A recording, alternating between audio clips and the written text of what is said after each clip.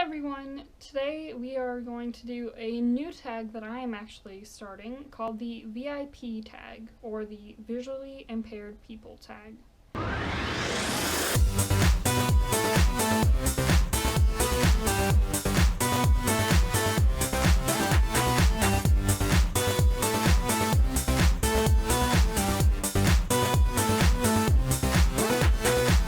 So to do this tag, you don't actually have to, you can either be blind or visually impaired, it doesn't really matter, that's just the name that I went with. But let's get started. Number 1 is, what medical condition caused you to be blind or visually impaired? So I have a medical condition called septo-optic dysplasia.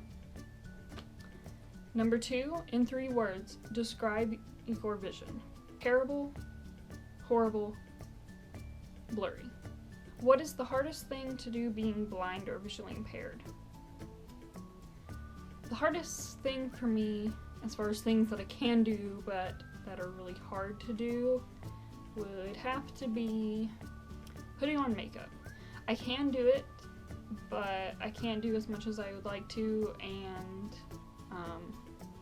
what doesn't look necessarily as nice, but I'd probably say that would be the hardest thing to do.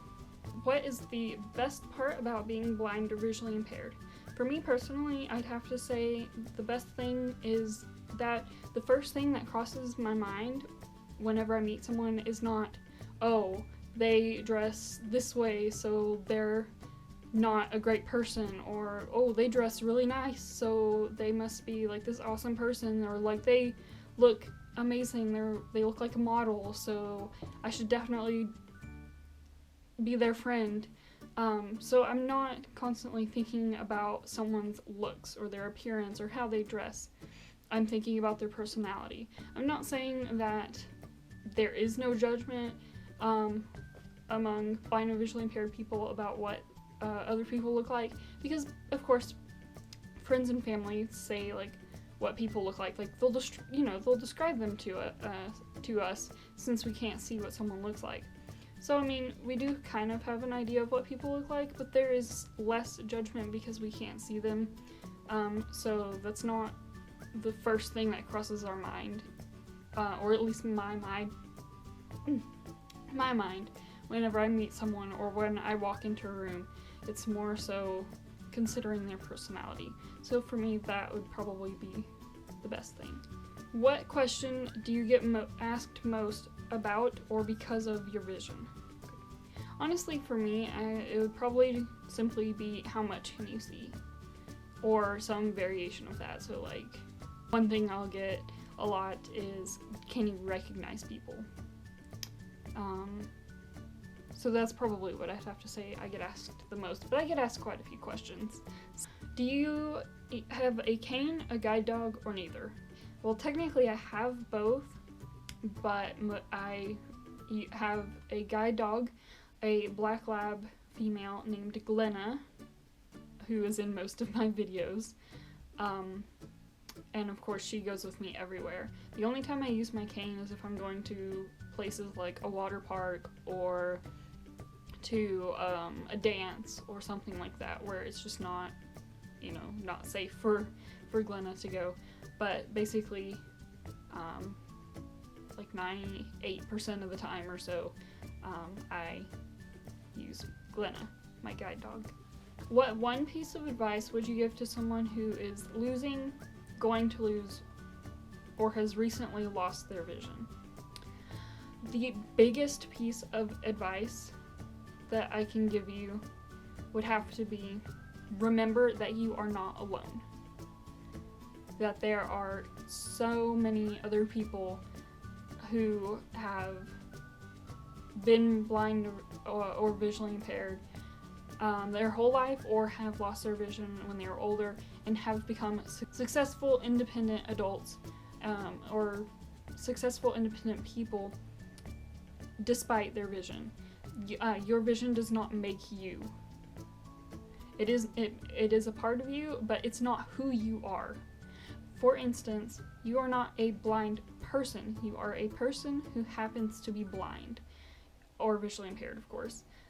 your vision is not who you are. It is a part of you, but it is not what makes you you. But like I said, the biggest thing I can just say is to remember that you're not alone, and there's always someone out there who is going through the same thing, and who has gone through the things that you have gone through, and that it will be okay. I know it may be terrifying.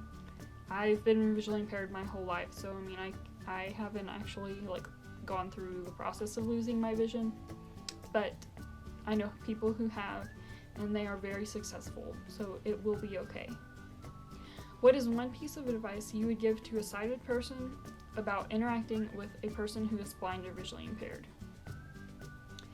The biggest piece of advice I could give is to respect them. For instance, if you see them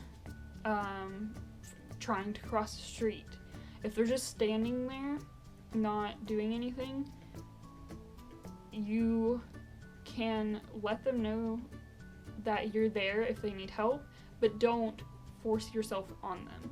Respect them, and just consider the fact that with crossing the street, for example, they could be listening to the traffic cycle, finding out when it's safe to go.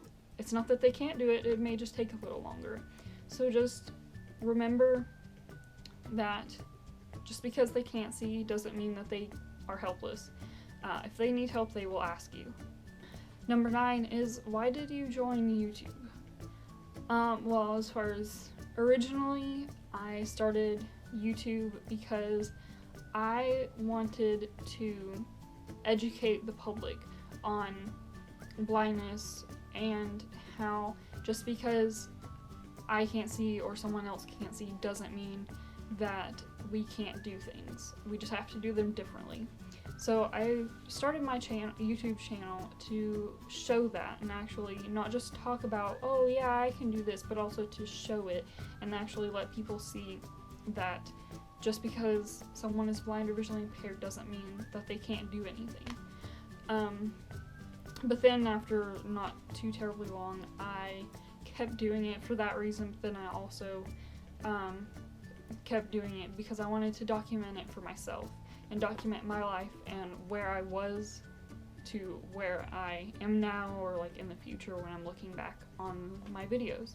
So that's really why I started and continued.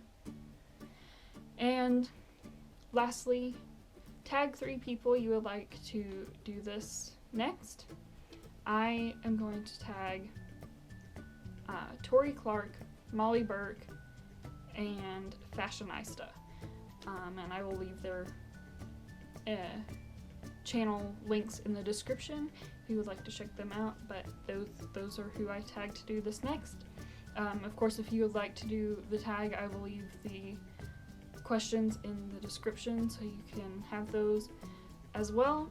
And that's all I have for this video. I hope you guys enjoyed, and I will see y'all in the next one.